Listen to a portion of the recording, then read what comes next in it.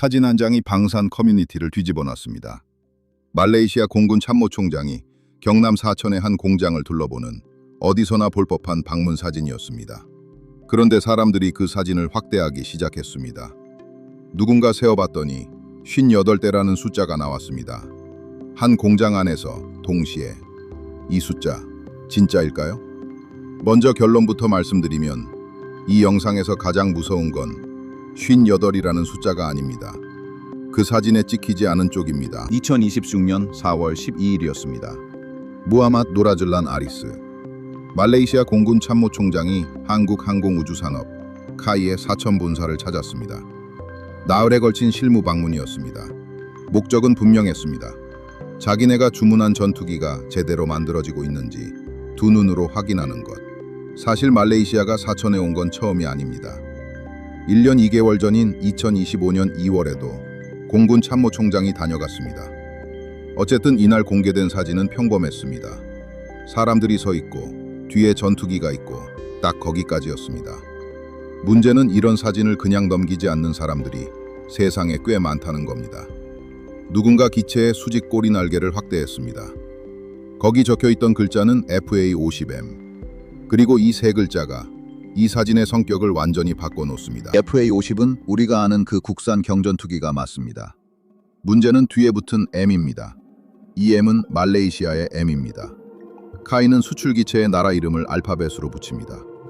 필리핀은 PH, 폴란드는 PL, 이라크는 IQ, 태국은 TH, 인도네시아는 T50I의 소문자 I였죠. 그러니까 저 기체는 그냥 전시된 전투기가 아니라 말레이시아로 갈 바로 그 비행기였습니다. 자기가 산 물건이 조립되는 걸 직접 보러 온 겁니다. 이 정도면 온라인 쇼핑 배송 조회의 궁극적인 형태라고 할 만합니다. 그런데 여기까지는 사실 놀랄 일이 아닙니다. 진짜 이야기는 그 옆에 있었거든요. 사진 뒤쪽으로 노란 방청도료를 입은 기체들이 빼곡하게 늘어서 있었습니다. 커뮤니티가 세어본 숫자가 58대입니다. 한 공장 안에 전투기 58대. 이게 어느 정도냐면 웬만한 나라 공군 전체 보유 대수와 맞먹습니다. 그래서 당연히 의심이 따라붙었습니다. 저게 진짜 58이 맞느냐는 겁니다. 먼저 분명히 해두겠습니다. 이 숫자는 공식 발표가 아닙니다. 사진을 본 사람들이 세어서 추린값이고 카이나 방위사업청이 확인해 준 적은 없습니다. 그러면 이 숫자 버려야 할까요? 그럴 필요 없습니다. 확인된 계약서만 놓고 봐도 오히려 이쪽이 더 세거든요. 말레이시아 2023년 FA-50M 18대, 약 40억 링깃, 우리 돈으로 1조 4,940억 원. 팬텀 스트라이크 A사 레이더를 단 블럭 24양입니다. 첫 물량 6대가 올해 10월에 4대, 12월에 2대 인도되고 나머지 12대는 내년에 넘어갑니다. 폴란드 2022년 48대, 약 4조 2천억 원. 그리고 KF-21 2024년 6월에 최초 양산 20대 계약이 체결됐고 블록 1 양산 1호기가 올해 3월에 출고됐습니다. 세 건만 더해도 86대입니다. 커뮤니티가 센 58보다 계약서가 더 많습니다. 실제로 현장을 다녀온 기자들의 기록도 있습니다. 지난 4월 르포에는 KF-21이 20대 남짓 조립 중이었고 같은 공간에서 말레이시아와 폴란드로 갈 FA-50이 함께 만들어지고 있었다고 적혀 있습니다. 그러니 정확한 대수가 몇이든 상관없습니다. 저 공장 안에는 세 나라로 갈 전투기가 동시에 올라가 있었습니다. 그런데 여기서 이상한 점이 하나 나옵니다. 사천 공장의 생산 능력은 현재 월 3대 수준입니다. 추가 투자를 해야 연 30대에서 40대까지 올라갑니다. 한 달에 3대. 그러면 이상하죠.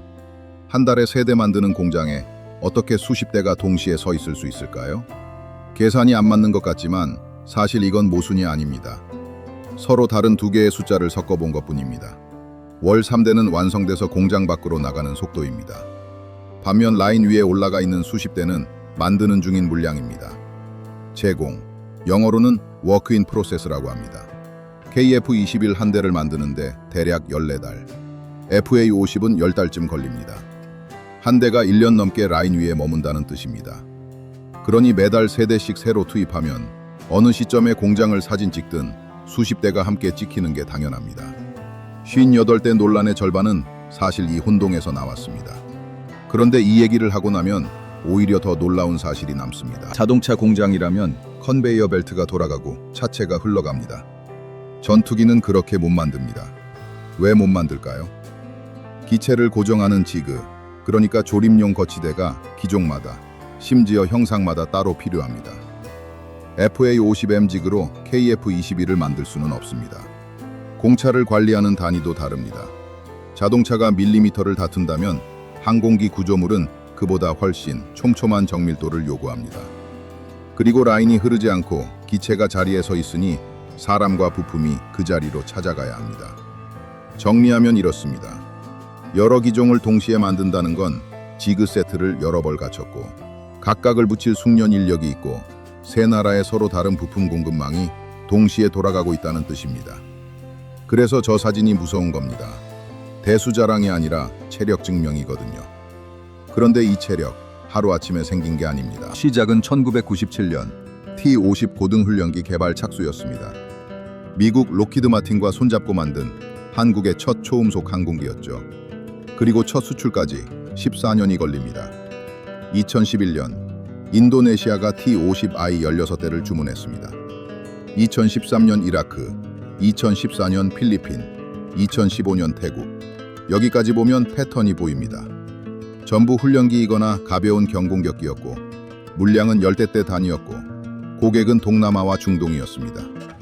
나쁘지 않습니다. 다만 세계 시장에서 한국은 여전히 괜찮은 훈련기 만드는 나라였습니다. 판이 바뀐 건 2022년입니다.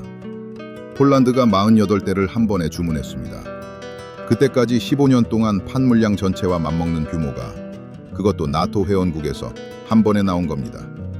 그리고 2023년 말레이시아 18대. 훈련기 팔던 회사가 25년 만에 전투기를 수십 대씩 파는 회사가 됐습니다. 그 25년의 결과물이 사진 한 장에 다 들어가 있었던 겁니다. 자, 여기까지가 그 사진에 찍힌 이야기입니다. 이제 찍히지 않은 쪽을 보겠습니다. 아까 폴란드 48대라고 말씀드렸죠? 이 계약은 사실 두 덩어리입니다. 첫 번째는 FA50 GF 12대. GF는 갭필러, 공백을 메운다는 뜻입니다. 폴란드가 당장 필요한 전력을 급하게 채우려고 기존 사양 그대로 받아간 물량입니다. 이 12대는 계약 후 1년 3개월 만에 인도가 끝났습니다. 전투기 계약에서 이건 대단히 빠른 겁니다. 문제는 나머지 36대, 폴란드 맞춤 사양인 FA50PL입니다. 원래 2025년 11월부터 공급을 시작하기로 돼 있었습니다. 그런데 2025년 5월 시점에 단 한 대도 완성하지 못한 상태였습니다. 결국 공급 개시를 1년 반 이상 미루는 수정 계약을 맺습니다. 12대는 15개월 만에 넘겼는데 36대는 왜 한 대도 못 만들었을까요? 여기서부터가 이 영상의 진짜 이야기입니다. 카이가 못 만들어서가 아니었습니다. 폴란드가 요구한 대로 군용 GPS와 레이더, 미사일, 임무 컴퓨터 소프트웨어를 전부 미국제로 바꾸는 과정에서 미국의 수출 허가가 나오지 않았기 때문입니다. 공장은 멀쩡히 돌아가고 있었습니다. 서류가 안 나온 겁니다. 그리고 이 문제는 부품 몇 개로 끝나지 않습니다. FA50의 심장은 GE의 F404 엔진입니다. KF21에 들어가는 건 F414 GE400K. 한화 에어로스페이스가 라이선스로 생산하지만 핵심 기술과 지식재산권은 GE가 쥐고 있습니다. 이 엔진들은 미국 국무부가 관리하는 국제무기거래 규정 아이타 대상입니다. 아이타에는 제3국 이전 통제 조항이 있어서 미국산 핵심 부품이 단 하나만 들어가도 제3국에 팔 때 미국 정부의 수출 허가를 받아야 합니다. 정리하면 이렇습니다. 저 58대를 만들 능력은 확실히 있습니다. 그런데 그걸 누구에게 팔지는 아직 우리가 혼자 정하지 못합니다. 만들 수 있는 능력과 팔 수 있는 자유는 다른 문제였던 겁니다. 그래서 지금 한국이 진짜로 걸고 있는 승부는 엔진입니다. 지난 7월 6일 창원에서 한화 에어로스페이스와 국방과학연구소가 국내 첫 무인기용 터보팬 엔진 시제를 공개했습니다. 5,500파운드급입니다. 공개되자마자 우크라이나 엔진을 베낀 것 아니냐는 의심부터 나왔습니다. 그만큼 빨랐다는 뜻이기도 합니다. 로드맵은 이미 나와 있습니다. 5,500파운드에서 1만 파운드로 다시 KF21에 얹을 24,000파운드로. 이게 완성되면 무슨 일이 생기는가? 폴란드에서 벌어진 그 일, 서류를 기다리며 라인을 세워두는 일이 사라집니다. 이제 다시 그 사진으로 돌아가 보겠습니다. 말레이시아 참모총장이 사천까지 직접 날아온 이유는 성능표를 보러 온 게 아닙니다. 지금 전 세계 전투기 시장의 병목은 성능이 아니라 납기거든요. 폴란드가 개필러라는 이름까지 붙여가며 12대를 급히 사간 것도, 그걸 15개월 만에 받아간 것도 전부 같은 이야기입니다. 한국이 실제로 팔고 있는 상품은 얼마나 좋으냐가 아니라 언제 줄 수 있느냐입니다. 사진 한 장이 증명한 건 기술이 아니었습니다. 체력이었습니다. 한국은 이제 전투기를 만들 줄 아는 나라가 아니라 만들어줄 수 있는 나라입니다. 58이든 86이든 숫자는 중요하지 않습니다. 그 라인이 멈추지 않고 돌아간다는 사실이 중요합니다. 다만 아직 하나가 남아 있습니다. 그 마지막 서류에 도장을 찍는 사람이 워싱턴이 아니라 서울이 되는 날. 그날이 오면 저 공장 사진은 자랑이 아니라 그냥 일상이 됩니다. 오늘 영상은 여기까지입니다. 다음 이야기도 놓치고 싶지 않으시면 구독과 알림 설정 부탁드립니다.